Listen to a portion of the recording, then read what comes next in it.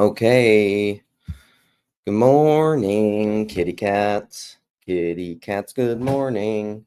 Meow, meow, meow, meow, meow, meow. So what I wanted to talk about a little bit this morning, by the way, beautiful snow in Minneapolis. Nice, light, fluffy snow. I just got done shoveling a little bit of it. And just move everything away from that, or else it's get too hot. I was talking a little bit with my friend Sam, and shut up. I don't need your notifications. Twitter, X. So I was talking to Sam in my last live stream, and then he brought up, what up, Chris? I might open this up earlier. So there's a couple things I wanna share. I put this on Twitter. I'll probably just look that up because my friend Gents, one of my local buddies, shared with me this little excerpt from this book. Here, let's share. So let's start with that. And then I was going to read a little bit of, so this is from a book. Here, can we see this? Is this working? Yes. Okay. Why do we have this stuff on the side? We don't need that. Zoom into the book. Consolations. The solace, nourishment, and underlying meaning of everyday words. David White. I don't know if I'm that familiar with it. Since Chris is in here, Chris is a very literate fellow. You familiar with David White? But anyhow, let's read some of this because this is very good. And I think it's related actually to the new David Bentley Hart Substack that came out. So it says beliefs are not sacred. Only the places and experiences from which they arise are sacred. What we call a belief is only the superstructure of what is left when the original physical transformative understanding has retreated to the rear of our experience and now needs to be explained in personal recall or in a communal after-the-fact reassurance. Beliefs that we need others to share are often representations of our secret disbelief in what was once a palpable living presence, which is why our beliefs are held so passionately and so ruthlessly. It's ego stuff. This is very Peter Rollins, very psychology, very Jonathan Haidt, very but Peter Rollins, and egoic belief and tribal belief. It's really it's anger is often masking a deeper seated fear, which is an insecurity about one's identity.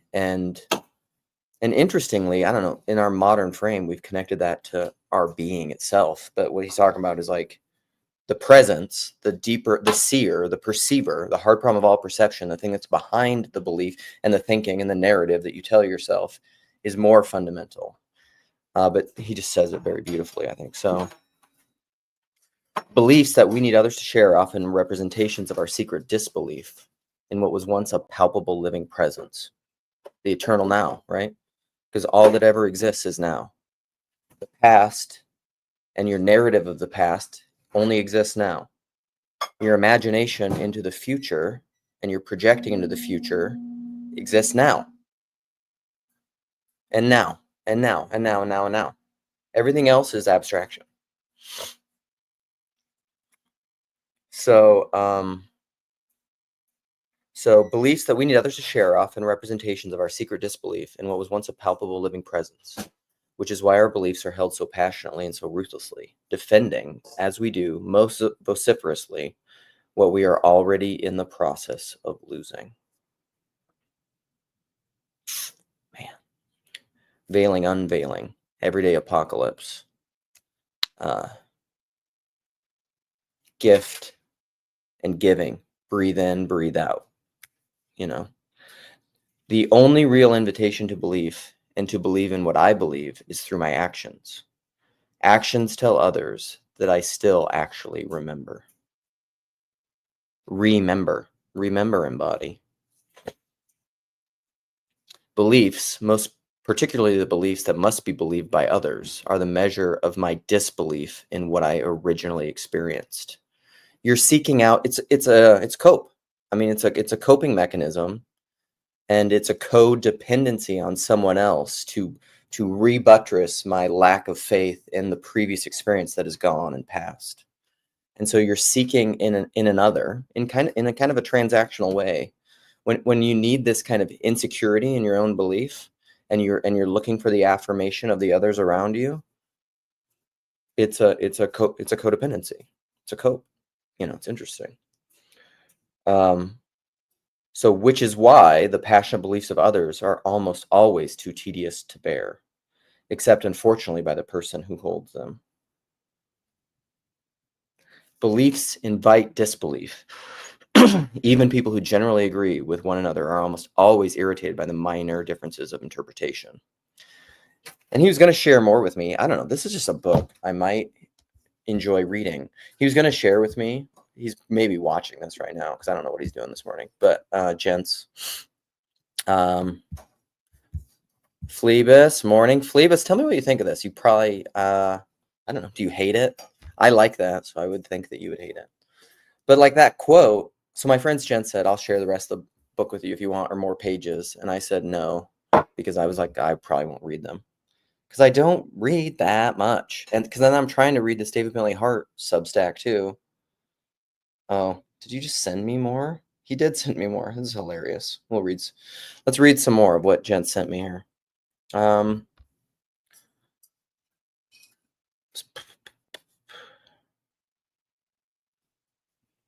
I mean, this does sound really good. He says, so this is a different section in the book, but he says, beliefs are magnificent stories immobilized to narrow interpretations and then harnessed for the whole spectrum of human needs, but always in the end, when taken literally, as a way to garner power over others. It's the postmodern critique, and it's right. Beliefs taken on by groups or societies always complicate and cover up the original spirit that originated the belief in order to preserve the power of those who now reserve for themselves the sole right to interpret the belief itself. The simple teachings of Jesus rendered into astonishingly grotesque, power-mad statues of something. But that's good. That'll preach. That's like all my stuff. I love it. So what it's related to in my title, I'm going to look at some comments and engage some comments. I don't know that I'll read this, but I'll share it. So this is David Bentley Hart's Leaves in the Wind, his new Substack that he published 2 days ago, Confessions of an Irreligious Christian, or Christ plays in 10,000 places, which is a quote that I love, which is very true. And this article, I mean, he goes on to say, like, I don't know, it's good. I'll just read the beginning, and then if you're interested, you can go find it and read more. I think I put it in the description, but he says, be patient with me, please. This is all likely to sound very peculiar, and I've long hesitated to say any of it, for fear of creating misunderstandings. But I have been so often asked about the nature of my faith and my reasons for espousing belief in Christ that I thought it was about time I gave up being demure. This is not a comfortable undertaking. The confessional note is not natural to me. But a few weeks back, I agreed to give it a try after a number of readers here pressed me, politely, to do so. Before, however, saying why I believe, I first have to take account of all the more common motives for faith that seem so to be utterly absent in me. I have no desire to scandalize anyone, though I might. But I think I need to own up to certain of my own limitations. Humble. There we go. David Bentley Hart, owning up to his limitations. The best designation I seem able to come up with for describing my general spiritual sensibility. Okay, quick pause. Well, I'll finish the sentence. Is that of the irreligious Christian, or irreligious Christian, though I acknowledge that it is an obscure phrase. And then he goes into like what he doesn't mean by it, which is very, I mean, you'd have to be very philosophically and historically well-read to know what he's even talking about when he describes what he's not talking about in the rest of the paragraph. But anyhow, you get the idea. And I plan on, I'm going to try to finish this the rest of this later today. You know, I don't know. I got to this point, and then I read further, and I'm not a paid subscriber, but anyhow, it's so then my title, you know, I'm riffing on this idea of like Paul's Metagelical, an Irreligious Christian, Christian Atheist, Urban Monoculture from the twins, Simone and Malcolm, not Malcolm Guite, Simone and Malcolm Collins, the Collinses, and then spiritual but not religious. Or you could say the nuns and duns, you know, back to that old reference in the TLC of Dr. Nathan Jacobs' 3-part series on the nuns, who are essentially the spiritual but not religious. And he found out that they still believe in these common things like karma and you reap what you sow. But essentially they want an impersonal God. And I would argue there is no such thing. So,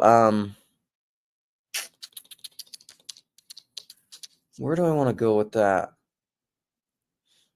How is this connected to that is it David White, the book? I'm going to read some comments and I'm going to open it up because the Michael Polanyi quote comes up very much. And a lot of this has to do with insecurity, fear, your own personal things. I think what that book was saying is right on, but I think it's also, my family watched last night the movie Conclave, which, speaking of scandalous, that movie, which is based on a play, I guess, it's probably fairly scandalous. And we had an interesting conversation about it afterwards. So I will, I don't think I want to spoil kind of like what is going on at the end of it, but it's essentially like the conclave electing the next pope, you know, after a pope has died, and it's fictional. But it's very interesting. Shows a story of a lot of these dynamics and belief and what really happens. It really reminds me of the movie, which is also a play, apparently, which I would love to see with Meryl Streep and is Amy Adams in that? I think she is in it. And then Philip Seymour Hoffman. There you go. Rod and people. 3 names is Philip Seymour Hoffman. We were having a conversation. What did he say? I'm going to misquote Rod, but he said, like, Chris, and you're in here, you could tell me. Are people with 3 names? Ex-evangelical is another good one.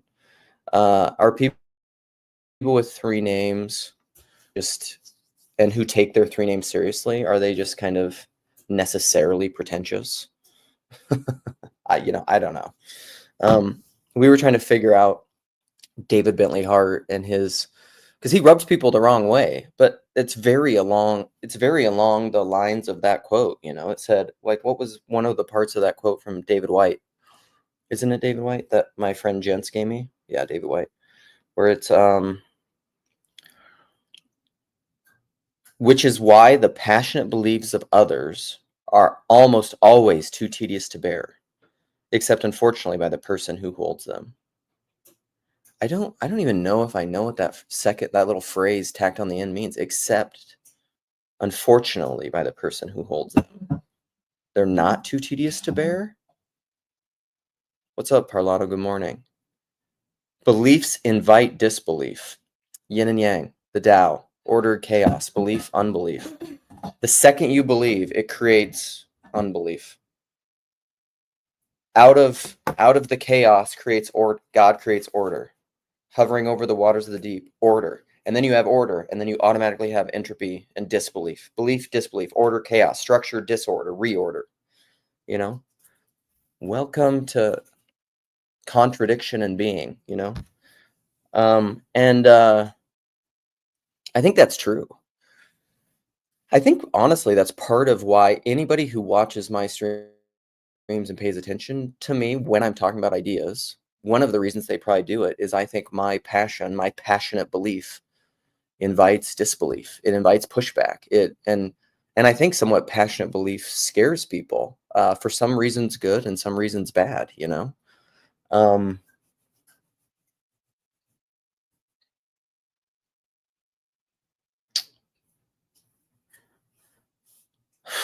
I don't know. There's this topic, the connection between all these different labels. What is happening in um, the West? I mean, I would almost bring in Cormac McCarthy and Blood Meridian. And what's the subtitle of Blood Meridian? It's just like the um, it is the evening redness in the West. Man, like that's intense. The evening redness in the West, the sunset. Think of the Westerns. Think of you know, Dr. Jem and his conversations with PVK about Westerns and the West, the setting of the sun in the West on that great horizon after we had the New World, and then we seemingly have conquered the globe in the West, and then you see the setting of the sun in the West, and like symbolically, imagistically, what's going on there. The rise of individualism, the rise of nihilism, the rise of authenticity and the secret sacred self, which brings in nihilism. This kind of the kind of cataphatic Western belief, which started in the Latin Church and became, and there's political ramifications of that, out of which came the Protestant Reformation and came Protestantism, protesting against the main structure, which is belief and disbelief. That's Luther, which gave to the rise of individualism, which gave to the rise of nihilism. And what is happening there? Like, what is the nature of belief and disbelief collectively and culturally and societally, but also individually? I believe, help my unbelief. I don't know, man. It's fascinating stuff. So I have a little over an hour before I'm going to shut this down. So I'm going to invite people in to play a little bit this morning. Whoa. We already have Nico disagreeing with my passionate belief. Well, yeah, Luther. Okay, so whoa. Luther is disbelief, not a different belief? Well, that's what it is. Doubt and belief are ultimately equivalent. Doubt relies on a subterranean set of tacit belief in something else. So Luther was institutionally given these things, of which indulgences were part of it. And he said, I don't believe that. I don't want that. And so then, Chad, hello. God, you later, you needy bastard. I love you. And I need you. I want you. I want you to want me. I watched your stream last night. Even after I said goodnight, I got up this morning. I watched your stream. I love you. You and Neil. And then Xian came in talking about Mormonism and Native Americans. I'm paying attention. I'm doing the homework.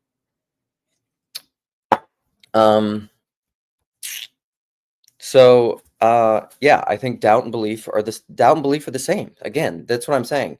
Behind any and all distinctions, there's a implicit unity, which is the context of the text of the two things. To hold two things up implies a third.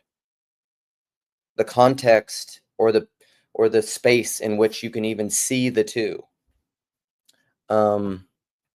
Okay, I need to pin the thing, and then I'm gonna go look at comments, and then we can do some chatting if somebody wants to chat, or else I'll just keep riffing. Okay, let's go back and look at what has been said. Okay. Yes, Chad. Prayers for Chad. Okay, prayers for Xian, because Xian needs some prayers because he's dealing with some structural stuff in his church and typical TLC stuff where the individual doesn't necessarily see things identically with the authority in the church, and so then and they're trying to put some boundaries on that to some degree, And Xian was saying, okay, I'm not talking about it at church, but then they're also trying to control that if he talks about it outside of the structures of church, and he thinks that's an overstep. And so then they're exerting some soft power, some soft pressure. But here's the thing, right? Bodies and institutions. Institutions exert power. Bodies exert authority. And authority is synergistic and voluntary. Doesn't mean it's not violent, because sometimes bodies are violent. Sometimes bodies even do violence against themselves. Gilead, keep me harmless, keep me safe.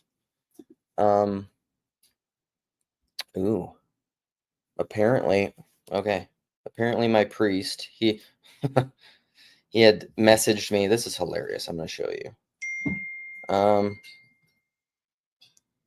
So he this is this little comic. Who are we? Philosophers. And what do we want? What do we want? What do we want? Who are we? What does it mean? Who am I? It's hilarious. I love that. But so I need to share, sorry. I'm going to share with him the Substack so that he can read it. How do I share? Sorry. This is where I need to,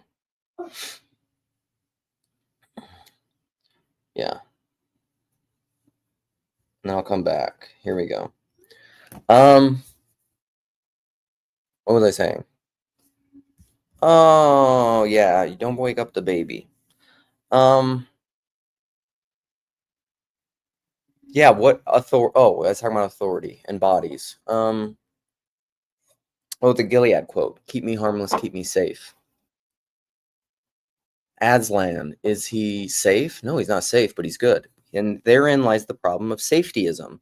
Safetyism, I would say, again, safetyism is always in the realm of the map, not the territory.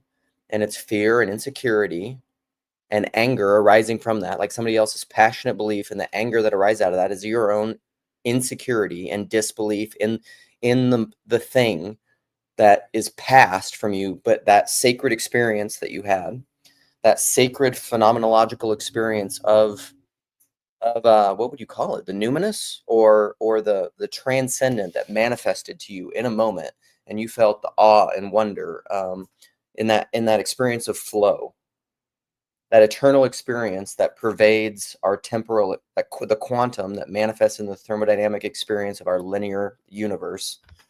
And even that's a model. I'm not absolutizing that. But then you immediately have insecurity for it because it's gone. You had it and you lost it. You breathe, you had the breath in, and then you had to exhale. And then where's the breath? It's that panic. That's the, breathe in, breathe out. The victory is in the breath, and it's inherently faith. Do you believe that God's going to give you your next breath? Yeah. I think all of life is faith. The life of faith. And the anxiety and the insecurity that we have from that fall out of the oceanic oneness and the womb, and that happens in steps, and from the baby to the breast to the little Chris Young's little baby, and the neediness, and then all of a sudden we get to this phase, and eventually we go through adolescence, we go through puberty, we individuate, we become three-nagers, like I've been talking about recently in my stream. We fight against certain aspects of our body and our family, that thing that gave us life, our parents, our mother, our father, and then all of a sudden we're fighting from it because we have this bigger gap. And that's the necessary fall that allows our authenticity to rise so that we can voluntarily, canonically resubmit that to our sincerity toward a higher unity, further up and further in, Okay, I'm going to go back and look at some more comments. Let's go all the way back to the beginning. Chris is here. Flavis is here. Maybe Nico.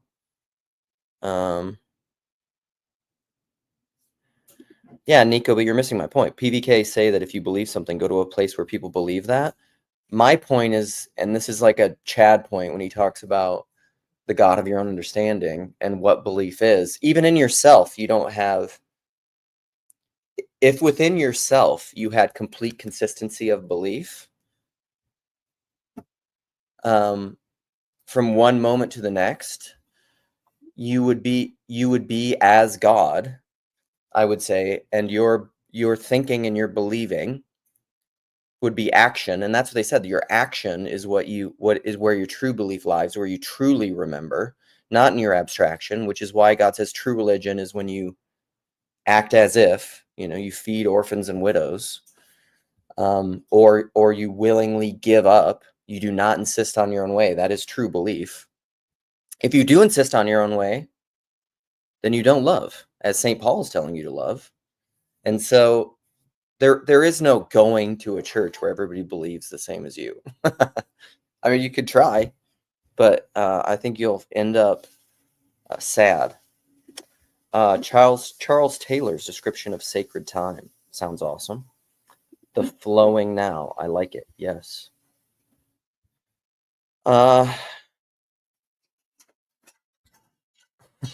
Nico. So funny. If faith is trust, I feel like there's always an interplay with the other. Whoa. Always? Yeah. Because relational ontology. I mean, how is there not always an interplay with the other? Except in death. And you're even going to meet the other in death, because Christ has transcended death and descended into hell, descended into Hades. Okay. DBH is not a very humble man. Yeah. Yeah, Bob's a nice man. We have a nice neighbor with an excellent pompadour. And is he rocking the pompadour? And he puts on a bandana and he's out. We have some really nice alley neighbors who are they're always out with their snow blowers after a snow, just helping other people around. Nice guys. Witchmaster General? You're new. I don't know you. Are witches on trial here? Not on my channel. I would never put a witch on trial. I don't know who I would put on trial. Witchmaster General. You need to meet my friend Jason. My friend Jason is very into witches. Check out his channel if you're still here, Almond Tree. He's done a few. Yeah, I think it's just at Almond Tree, isn't it? YouTube Almond Tree. Is this? This is yeah. It's just at Almond Tree. Here, I'll put it in the. We'll put it in the link. We'll put it in the comments. But Witchmaster General, you should. I don't know. I haven't seen Jason in the comments yet, but I'm trying to Celeste. If you go to Almond, Google or YouTube, same thing, I guess. Almond Tree her name is Celeste something. It's from a few years ago, and she's a witch or Wiccan or something. But then she became a Christian, so she's like a Christian witch. But a lot of people obviously struggle with that because that seems like it's antithetical. And because Almond Tree's excellent, he just had a great talk with her, and it's fantastic. So. I don't know what I think about witchcraft. I haven't thought about it a lot, but my friend Jason has, and he says, I don't know. There's a lot of sorcery, witchcraft, craftery things. Is that a word? Witchcraftery that happen in the Bible. So, there's prohibitions against it, but yet there are certain things that seem pretty witchy. And Jason, I can't even think of any examples, but Jason has thought about a lot of that. So yeah, I don't know. No witches on trial here. No. But the movie The Crucible, a Daniel Day-Lewis film, Winona Ryder, excellent. I think it's also based on a play. I love that film. I should almost feel like I should rewatch it, where it's like at the very end, he's just like, when Daniel Day-Lewis is just like screaming about my name, where he can't like essentially give up the goodness of his name. There's something in that. Speaking of which, Yosef shared something with me that I've also forgotten about. A video that I need to watch about names. Sorry, Yosef. It's family movie night. In the family, it's been a tumultuous few days. There's been a lot of things happening. And also, I'm meeting someone today that Sam Tiedemann connected me with, who watches Sam's channel a lot. I don't even know if he follows my channel. So but he's a local guy who I'm meeting. I don't want to give too much away, but that's kind of fun, you know? I'm meeting a local person, quasi-local, via internet relationships, via my friend from Chicago, who I have been together with in real life, you know? TLC is a fun world. This internet age is it's an interesting world. It's fun. We have the divination of fun. Is it good? We'll see. Chinese farmer. Okay, still going through comments. Okay, what was the movie that was recommended? Chad, you recommended. Oh, I want to see it. You're maybe talking about babe, what's the movie we watched? The Conclave. Yeah, that was great. Ralph Fiennes. I also want to watch his new movie about Oedipus? Does that sound right? It's like some new where he's like I don't know enough about all that ancient stuff. Do you know, babe, do you know about Oedipus? Is that what it is? Now I have to look it up because I feel like like this is where I wish I was more cultured. What's his new movie? The Return. It's about, okay, we're going to share screen. We're going to talk about this movie because we're just going all over the place. And then I'm going to go back to comments. Anybody can come in at any time. It's Odysseus. Oedipus. I know who that is. Odysseus. Okay, my daughter. See, my kids, I have given my kids the gift of being, or my wife probably, of being more well-read, more well-heeled, more well-schooled than I am, more well-cultured than I grew up with. And so, like, I would have never known at 13 anything about Odysseus, and I still don't. I mean, it's related to, okay, what's the overview? Yeah, can we just watch? Here we go. Plot the Trojan War stuff, right? Yeah. Anyhow, takes a long journey home. He takes a long journey home, right? But I don't know. He apparently gets, I mean, I don't know how old he is in it, but he gets all jacked. Look at that. Anyhow, good for him. I mean, is he on TRT? What's going on? You know, is he taking... Here's the thing, though, that's true about any of that. Like, even if you're taking, what's the word? Not natural hormones or something like that, you still got to put in the work. You still got to, you know, do the lifts, the push-ups, the running, you know, that guy, good for him. Okay. Yeah, Phlebas, you said DBH was just being honest about what actually moves him. I appreciate it as someone who lacks woo. Yeah, that's so back to the David Bentley Hart article. So far in reading it, what it just seems like to me is what one of the main things that he's saying is like, he just, you know, he'd rather watch baseball on a Sunday morning than go to church. You know, good honesty. Honesty is good. Like I would almost argue you can't, what does C.S. Lewis says? Honesty is not a virtue, but it's the thing that precedes all virtue or something like that.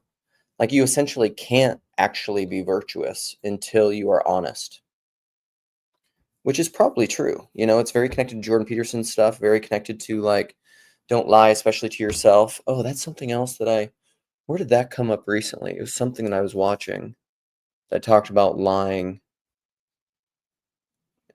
And you could only really lie to yourself or God. Oh, it was Dylan. Was it Dylan? I think it was an old Bob Dylan interview. And I was just like, amen, brother. I mean, like, I don't think you lie to others unless you lie to yourself and God. I think those are the you know, first things that happen. And so I appreciate David Bentley Hart's honesty. Do I feel differently than David Bentley Hart? I think so. Sometimes I feel that way. You know, sometimes I don't want to go to church. Part of why I go to church a lot of times is because I want to give my children the practice of religious practice. I think it's it's like those Richard Rohr boxes that I was talking about, of like order, disorder, reorder, which are just the natural cycles that you go through. I mean, it's what we've been talking about: belief, disbelief, rebelief. That's just the natural pattern. It's the spiral. If you're not stuck in it's the Ouroboros. It's meditations on the tarot. if you are just stuck in this circle, and then you have disbelief, it's the breaking of the circle. It's death. But then you have a resurrection, which is the reintegration back on into the new circle, onto the plot, which is at just a different resolution, a different level. And it's your body does it biologically. The atoms in your body are not the same atoms in your body when you were born. They die, they slough off, you get rid of them, you excrete them, you reintegrate new food, Eucharistic knowing. Belief and disbelief is the same thing as taking food into your body and food going out of your body, breathing in and breathe out. It's all the same. It's all the same thing. Like, it's not that profound or I mean, it is profound, but it's not that it's not that complicated. The most simple truths and the most profound things are very simple. Seeds and trees, death, rebirth. I mean, and so I don't,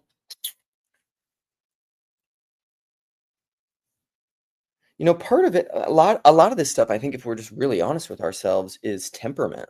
This is maybe a difference with David Bentley Hart and myself. I don't want to prejudge it, and I need to finish the article, but like, I really love people. This is one of the ways that I figured out I was probably an Enneagram 4 when I was, because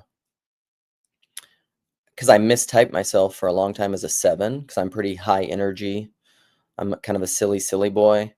And there's a lot of my earlier life could have looked a little Peter Pan-y, like not really wanting to take responsibility about things, being a little bit of a party boy in high school and college. And that's kind of Peter Pan, I just wanted fun. And, but I think a lot of that has to do with childhood difficulties and problems in my family origin, which is all fine. And one of the questions when I was mistyping, when I was trying to figure out if I was a 4 or 7, was they asked the question, because I've always been a thinker too. I've always liked thoughts and ideas. And they asked the question, because in the Enneagram, right, do I have a picture of the Enneagram, but the pentagram of the satanic Enneagram, right? Who's that girl even? Eliza Childers. Oh, sorry. Can't answer that right now. We'll call you back. So the Enneagram is here, let's look at this picture. Come on, can you sometimes? Okay, we're going to share this. Enneagram. So here's the picture of the Enneagram. So there's 9 different types, and there's this, I mean, I don't know, does that kind of look like a star lotus flower thing? Anyhow, so the idea is that there are these 3 types of, or 9 types. What am I, 3? I think it's because I was thinking of triads. There's 3 triads. So if you look at, there's in the picture, or can you see my mouse? Yeah, you can, can't you? If I wiggle my mouse around, maybe. Anyhow, there's like a triangle. There's a triangle, and then there's this triangle. So there's they're set in these triads. So like 8, 9, and 1 is one triad, which is called the gut triad.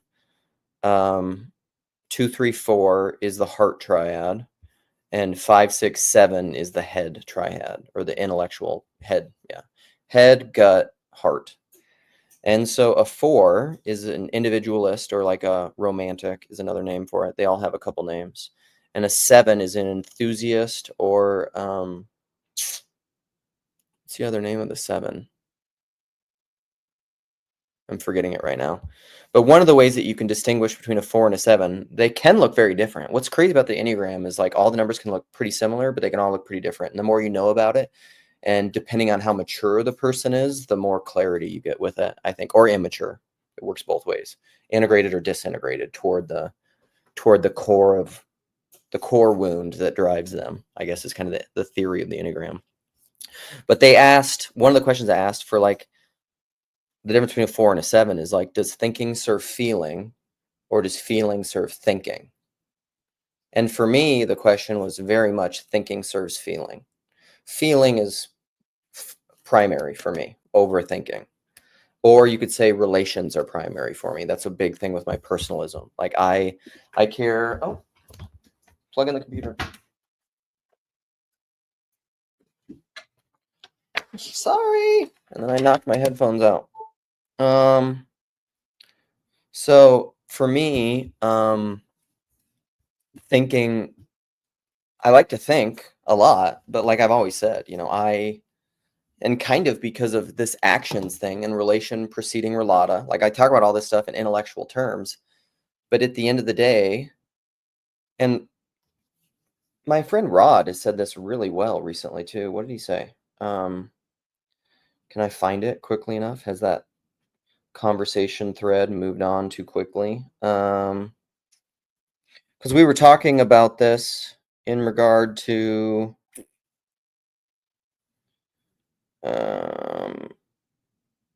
shoot. Sorry. This is good, so I'm gonna go find it. I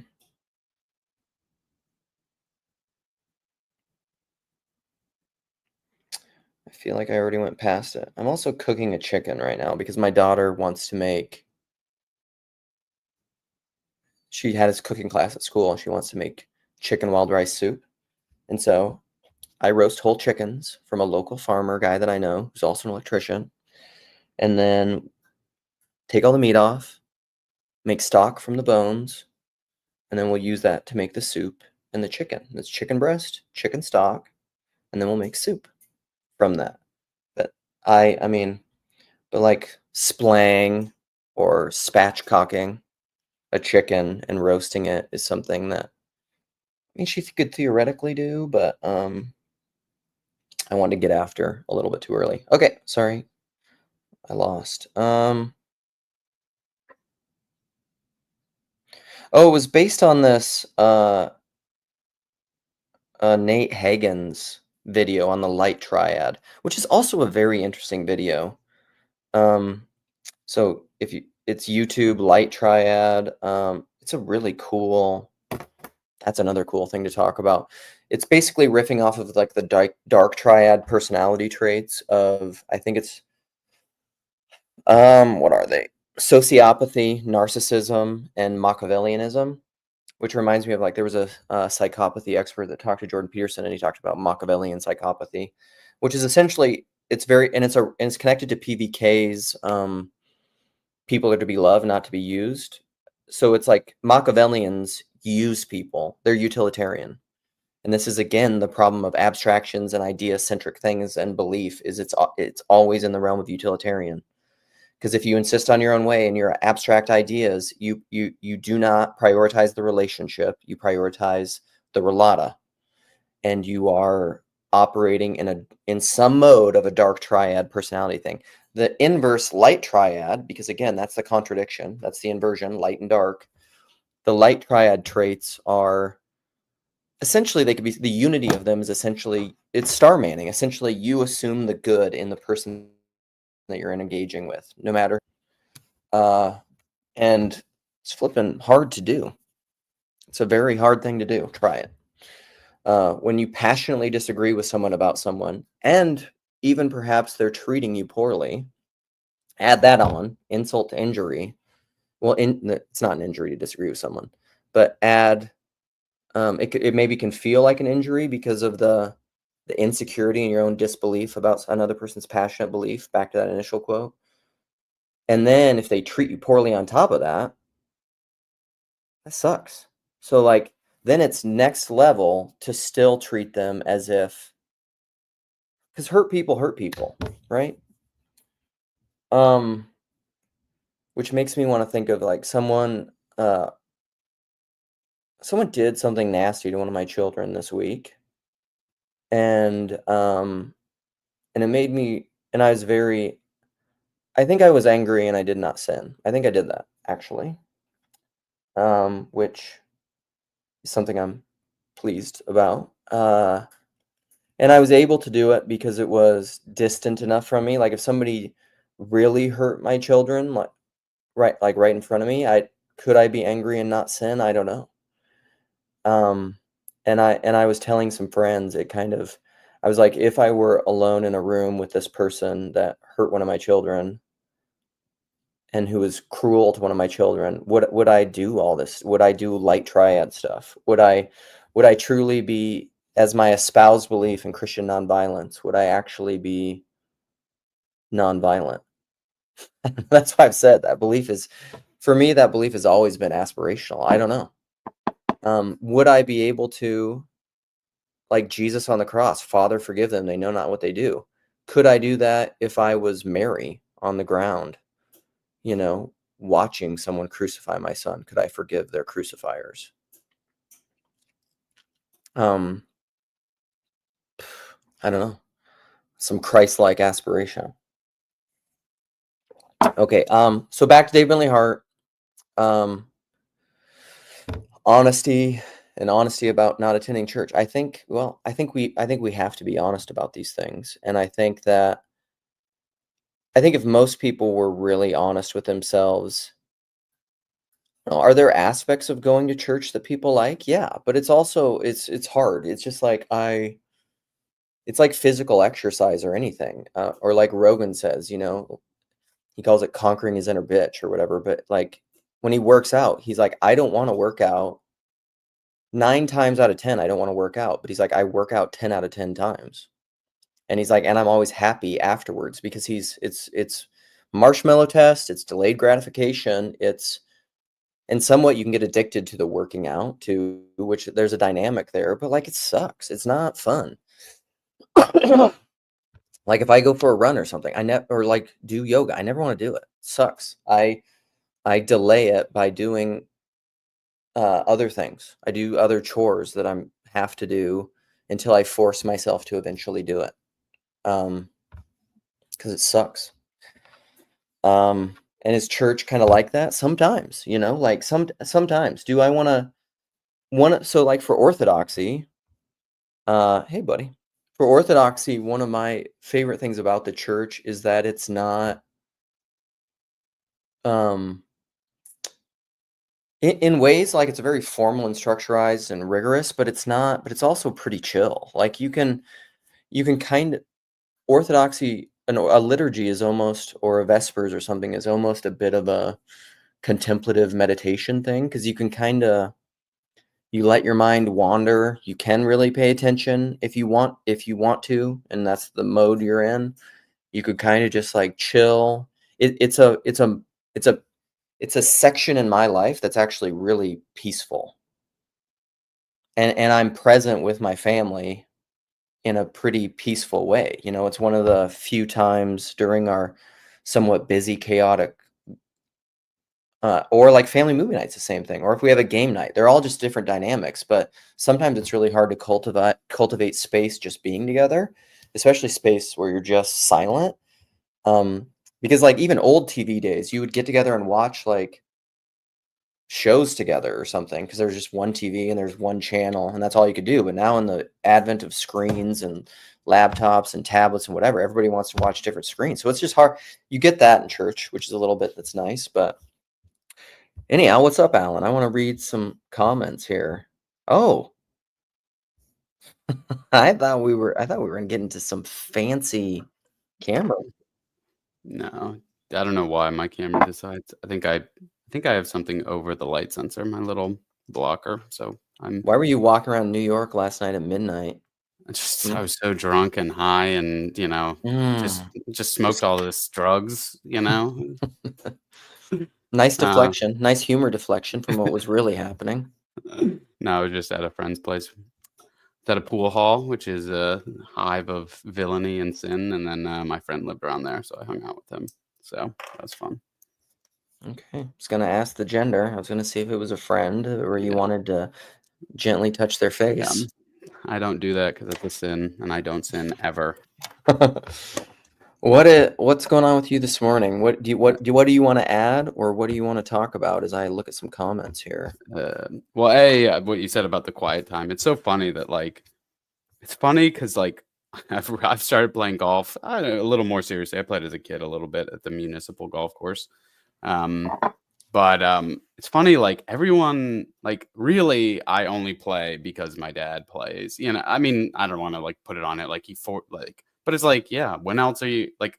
To me, it's like such a slam dunk of like, when else are you gonna have 4 hours, 5 hours with your dad and just hang out and have fun? You know, and there's no there's no like, what should we say next? And what, like, it's just, I don't even mean like, oh, there's some unfinished business we have and this lets us drown it out. It's just like, yeah, let's just spend time. But it's just so funny because immediately when I say that, people just, you can just see in their eyes, like, golf, they just have this like slurry of like associations of like, that's a rich sport, or my grandpa used to play, or like, I have clubs in my basement, but I don't play. And it's just like, dude, But what's so funny, like even that, like that kind of reaction is like an insecurity in you to somebody else's love of something. Like why is that reaction happen about golf? Like it's not about you, dude. No, I know. It's very funny of like, it is. Once you detach and like, because like you'd be like, to even just like start playing is like, like, well, what does that mean? Oh, golfers, those are rich kids who we all hated as a kid, and and like,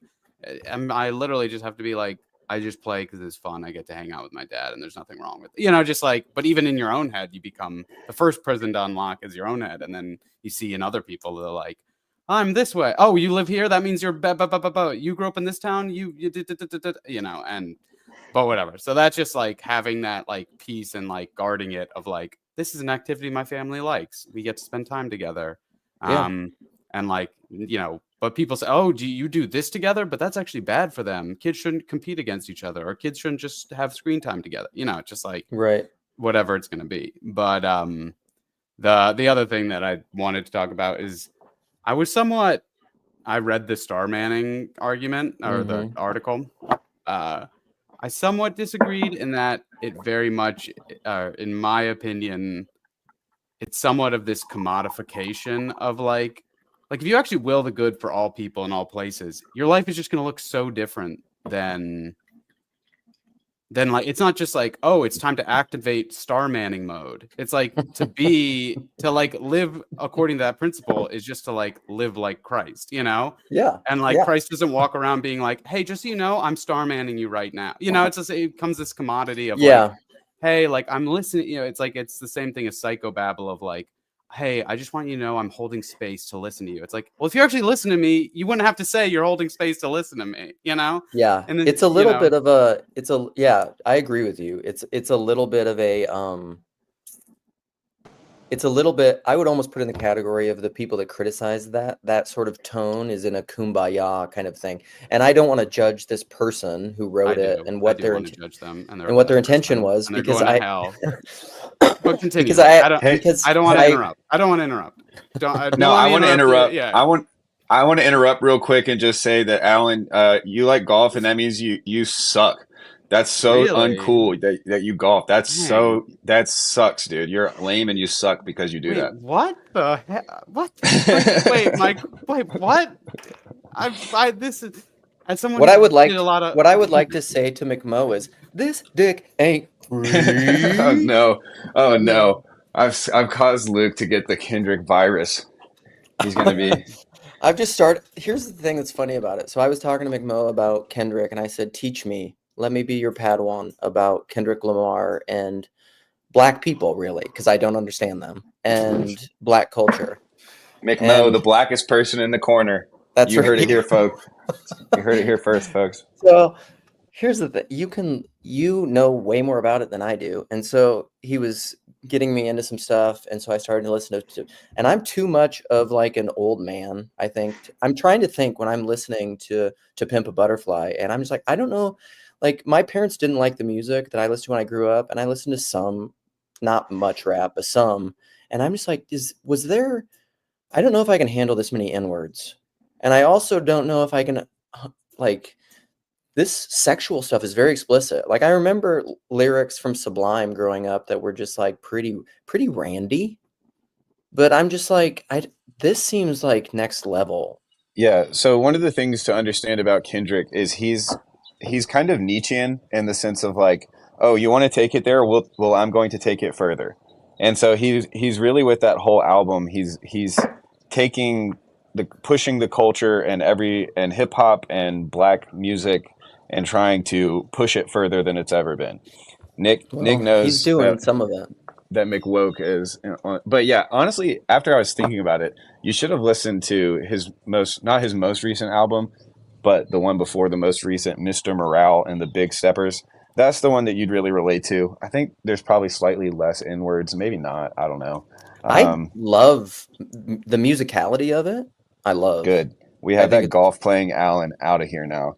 Yeah. Mission also, accomplished. I feel like we need to talk to Wes. I don't know that I know you, Wes. And so what do you want to talk about? And who are you? I mean, we're not going to go into full on randos because I ain't no Seabax or Mark D. Parker, but. Yeah, so I have actually met you. I was at the Northwestuary, and okay. Yeah, I met you briefly. It was in Nate's house in the kitchen. Later that evening, I was talking with Jeremy.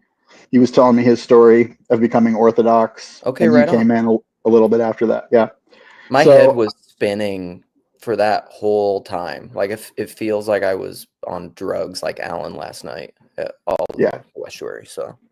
Yeah, it seems like that was an experience that lots of you guys had who had kind of never really met each other in person, but you had known each other for a while. It was intense. It probably was almost like a drug, just dopamine hits. Anyhow. Yep, understandably. Yeah, so I've been, kind of lurking for a long time on TLC. Well, not a long time, about a year-ish. Nice. Cool. Yeah, and I've been on a few little things here and there. After the Northwestuary, I did a video on Sherry's channel. I did another one with Jeremy, and then I was actually on Chad's once as well. So, I think I've maybe seen that on Chad. I've probably seen you, but you haven't surpassed my Dunbar number. I haven't seen it enough for you to drop into those things where I remember. Yeah, exactly. I'm much more watching videos, and it seems like it always works out where the moment that I really want to jump in is a moment where I can only just watch a video and I can't really engage. So sometimes I'll comment and I'll say things here and there, but it makes sense that you wouldn't really know who I am because I haven't been that. This doesn't have to be about me. It kind of does on a Luke stream, but so you've been lurking for around for a year. Yeah, and the interesting thing with you in particular, I will watch your morning rambling sometimes, and my journey has very much overlapped with a lot of the stuff you talk about. Like this morning, I was finally like, my kids are sleeping right now, and so normally I'd be like, I probably shouldn't. They're going to come up, and I'm not going to be able to do this. Right. But you started talking about the Enneagram, and I was really into the Enneagram for a long time. Richard Rohr, Peter Rollins, all these guys. Like I've read all the books of all these guys, and it's been an interesting journey. Now, more recently, I'm a catechumen right now for Orthodoxy, right? All right. And so, seems like you're on the right path. Yeah, and so I was raised Mormon, and left that as a kid. And without going into, like you said, this isn't a big rando moment to go into everything. You can do what you want.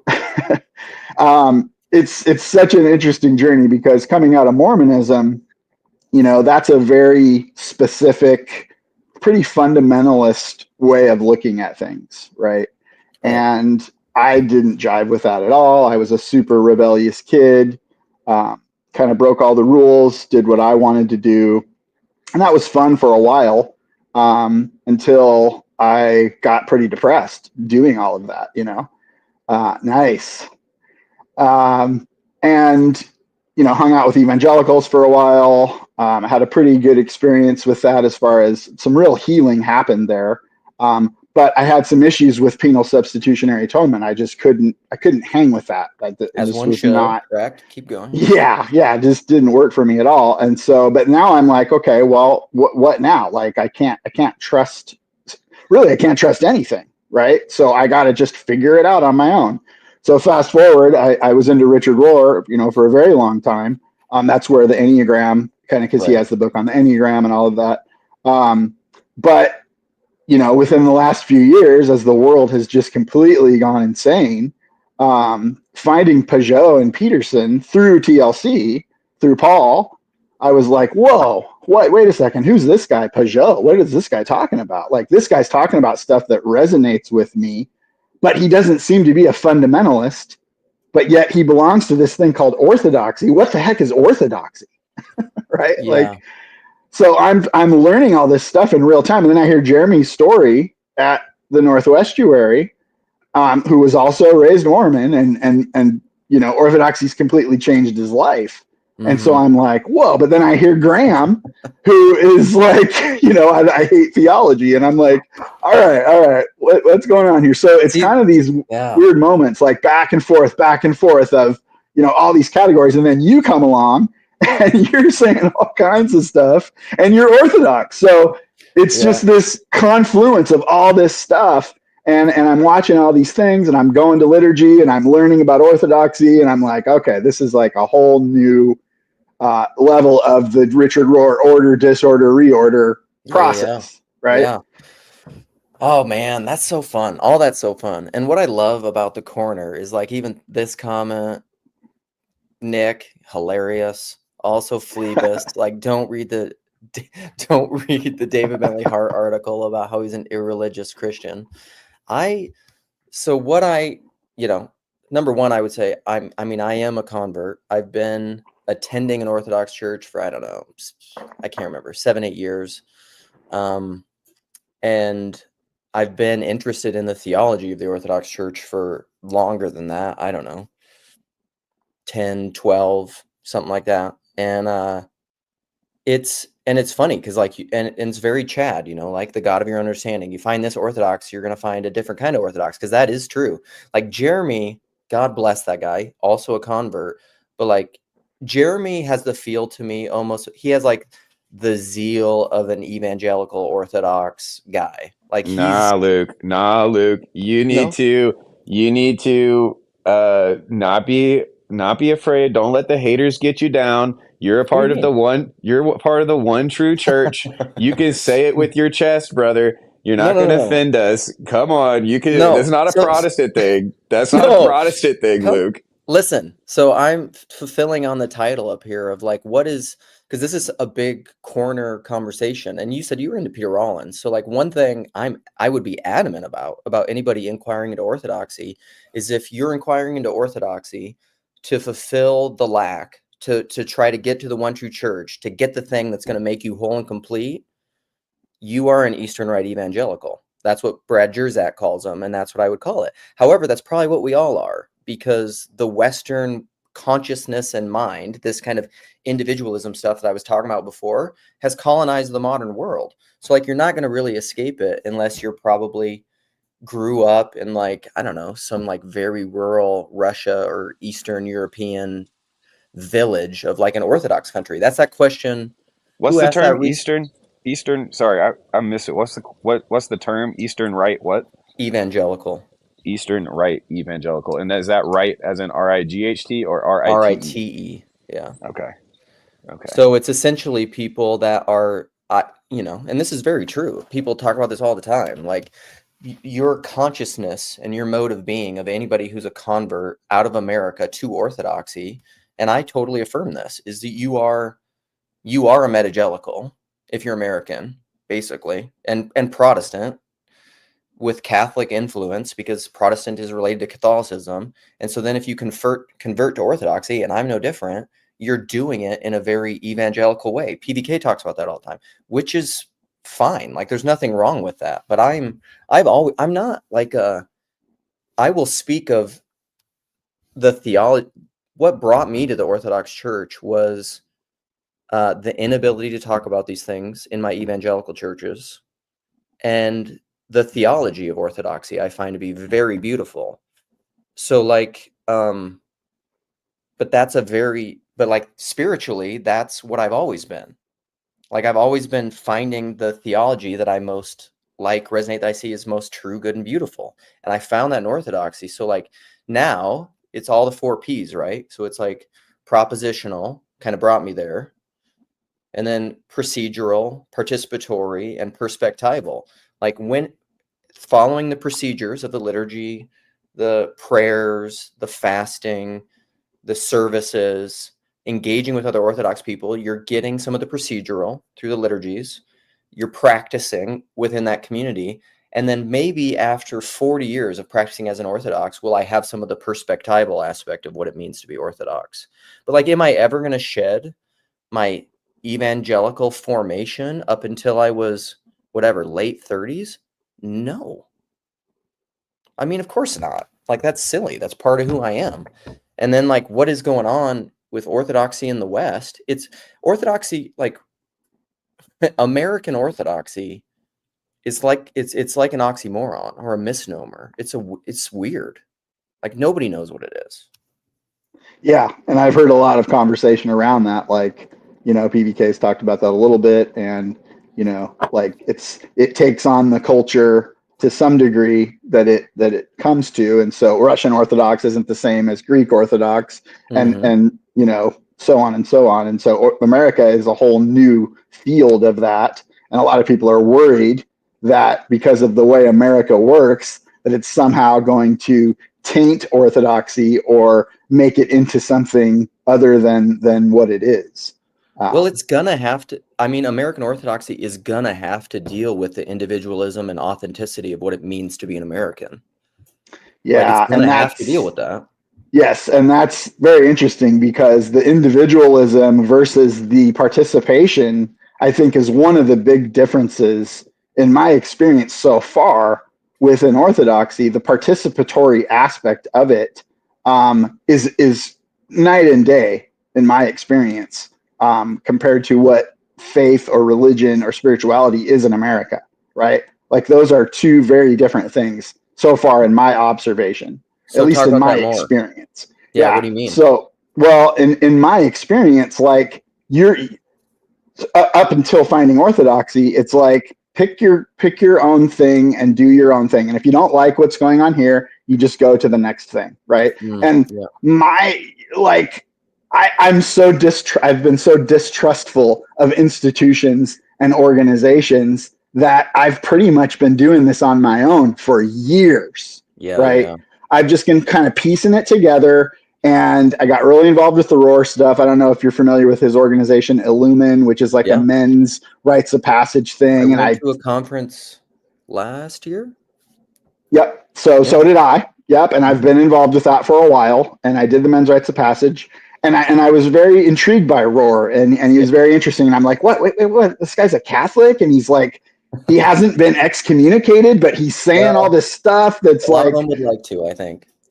Yeah, exactly. And so I'm in this weird place of like, I'm attracted to guys like Rohr and Rollins and McLaren and all the emergent stuff. So Paul's stuff lately with emergent, like I've lived all of that, right? And his most recent conversation with Kent Dobson, I did a wilderness wander thing with him for like 3 days in 2019. So there's all these weird convergences that are happening within the TLC, but I've been not aware of it until only the last year or so. So it's this very interesting space for me where I'm like, wow, there's all these people who I would have loved to have been talking to for like the last 6 or 7 years had I known about it, you know? Can I hazard a narrative summary of connecting all of that to as well as to Kendrick? So one of the things that in the Kendrick Super Bowl halftime show was he walks through a divided American flag made out of human beings.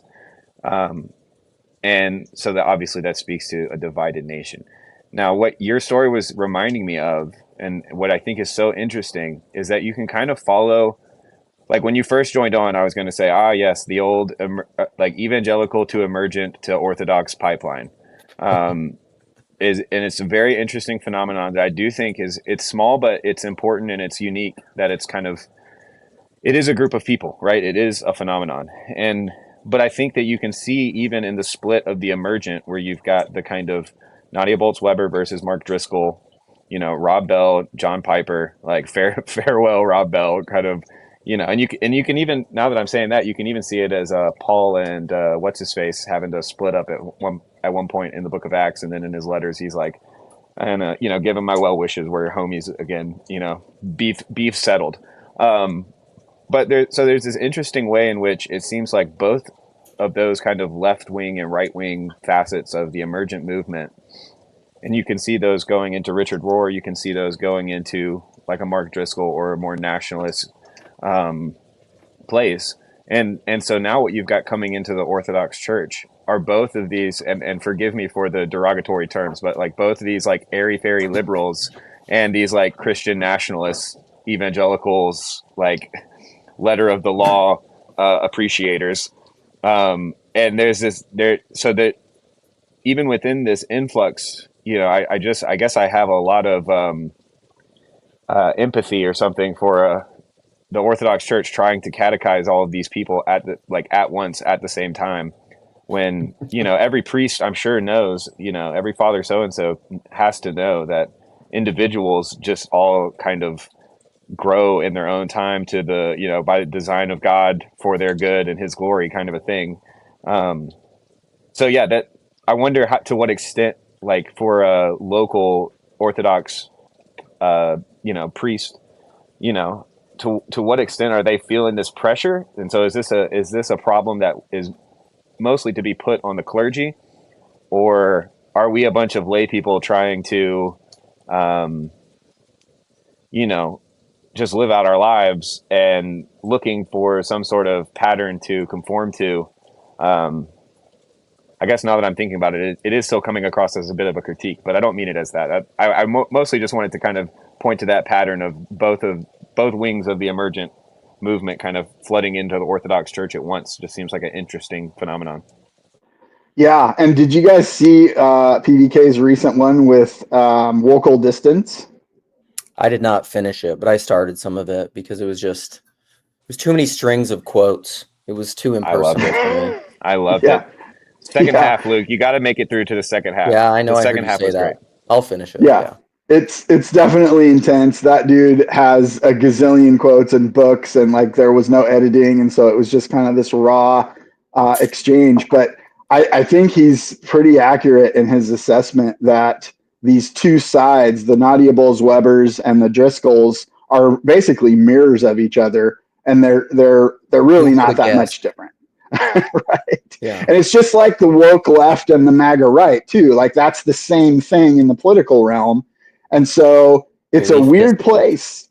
Yeah, it's a weird place to be in 2025, like seeing all this stuff happening at the same time, and then coming into Orthodoxy, which again, for me, coming out of Mormonism, it's like that church claims to be the one true church, the one true restored church of God that fell away and was lost for all this time. But Joseph Smith was so righteous. This is the narrative I got growing up. Joseph Smith was so righteous that God chose him of all the people to restore the one true gospel, right? And then you look at Joseph Smith's life and you're like, yeah, not seeing the fruit there that is probably necessary if that claim is true.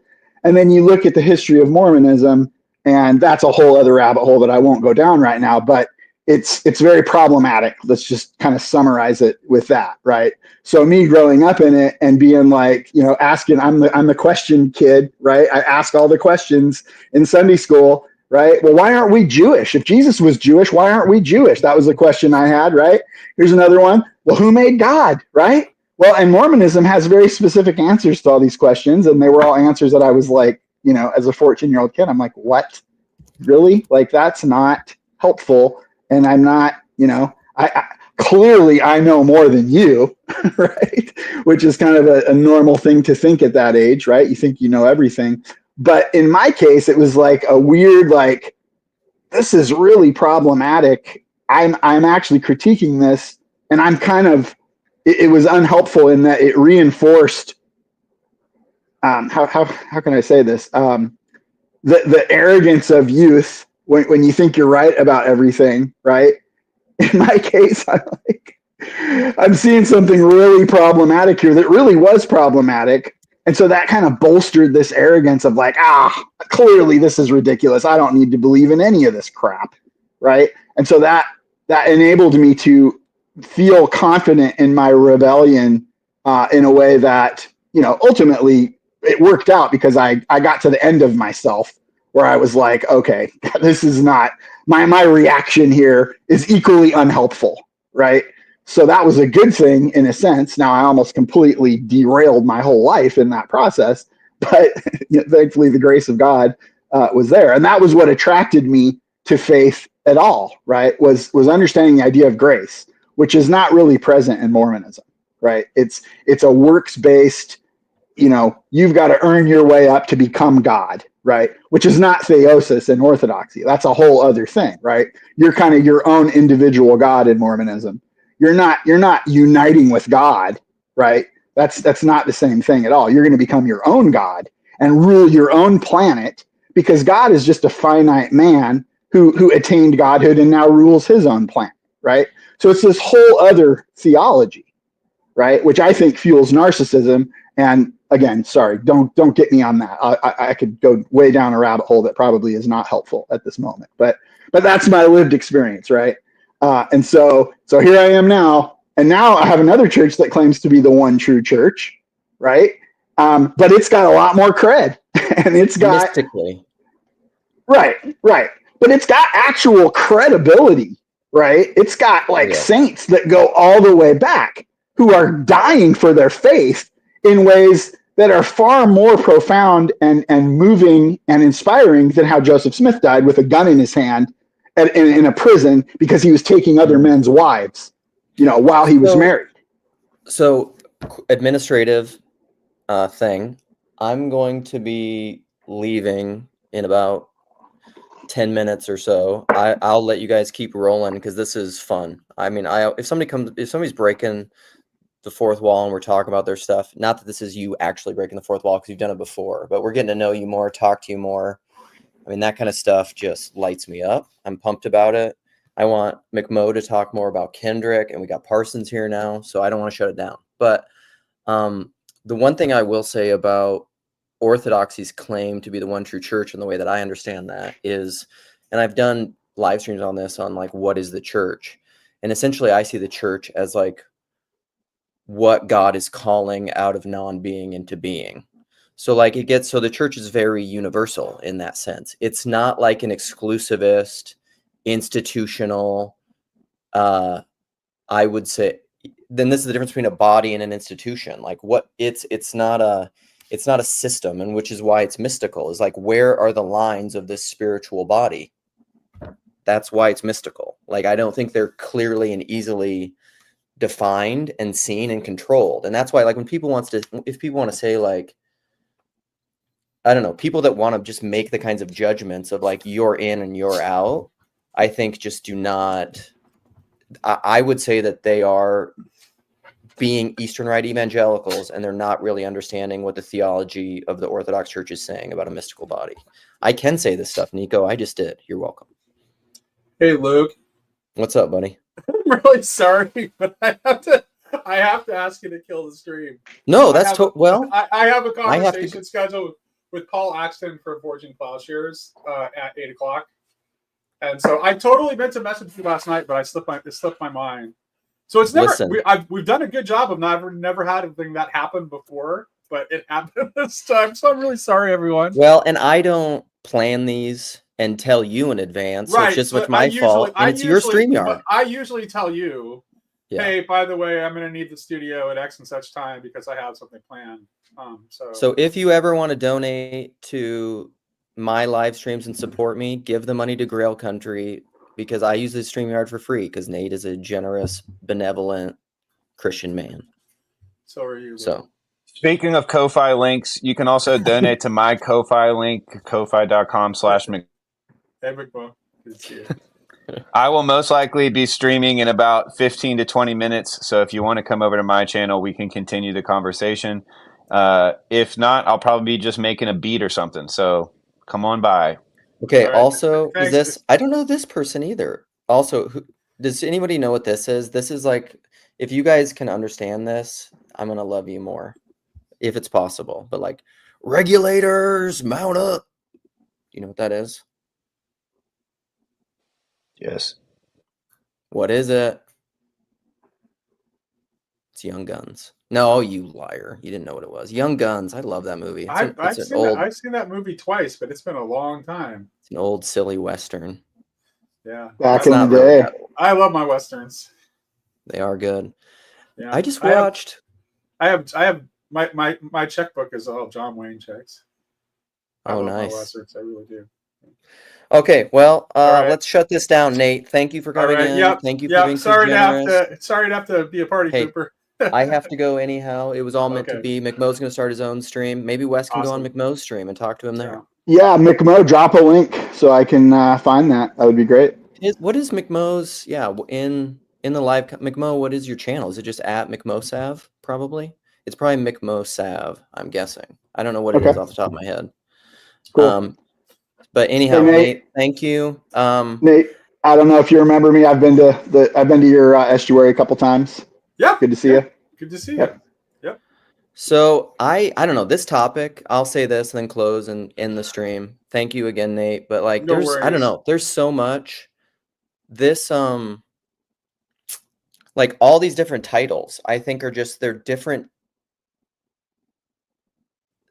labels and names that are getting at a phenomenon, which I think is just hard for us to understand because we're undergoing it. And it's fundamentally related to technology and McLuhan stuff. Medium is the message. And so it's very related to orthodoxy and orthodoxy in America in particular. And so I don't know, I have many, many thoughts about it. So I will probably be doing more streams about this kind of a topic in general in the future. And anyhow, Wes, thanks for coming. Thanks for chatting some. Yeah, well, I look forward to that. All right. Good to see you, Luke. Yeah, we'll see you later. All right. Thanks, everybody. I'm going to shut her down.